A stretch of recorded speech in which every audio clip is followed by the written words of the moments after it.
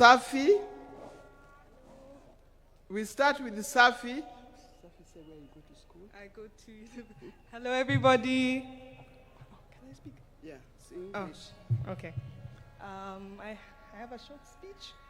So Okay. I will say my short speech for everybody. Okay. Hello, everybody. I hope everybody is doing good today. Thank you all for coming to have us mourn my grandfather. Today I stand before you not only as a Kenyan mourning the loss of a national icon, but a grandchild mourning the loss of our grandfather, the Right Honorable Raila Odinga. While the world might remember him as the people's president, a political giant, a freedom fighter, I will always remember him as a man of quiet strength, fierce love, and unshakable purpose, my Babu, my hero.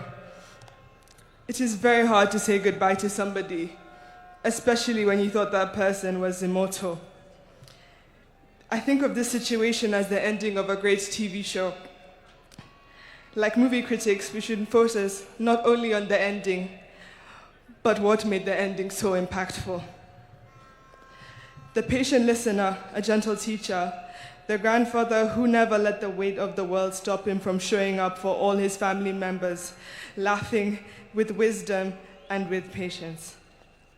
When I was in school, I was part of a play. I wasn't the main character. I wasn't even a side character. I was a mere backup singer. I remember telling my grandfather how great I was, how happy I was to be in this play, and how I couldn't bear being in it. And I remember telling him. And I remember the morning of they were getting ready, they marked it for a chopper. My grandfather had managed to make it to my event. This is to show the type of person he was.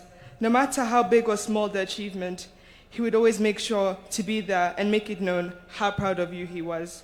He had a way of making you feel like you were the most important person in the room. As I stand here looking at your casket, I'm not afraid to admit that my next achievement will be 10 times heavier, knowing that one of my biggest cheerleaders is no more. So today, as we bid him farewell, we're not just burying a man, we're burying a legend.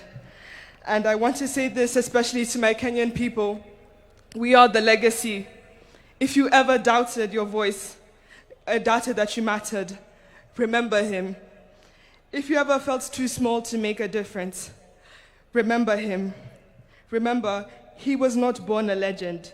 He became one by showing up, by speaking up and refusing to sit down and be silent when it was easier. I use my time to keep this legacy alive and remind the nation that not only was there so much greatness in him, but there's as much greatness in you as well. To quote him, "You can only live once, but if you live it right, once is enough." Joey! Joey! Joey! Thank you. Oh, sorry, I'm Safi.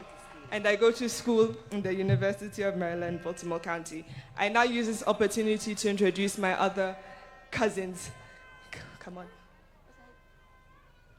Hello, everybody. My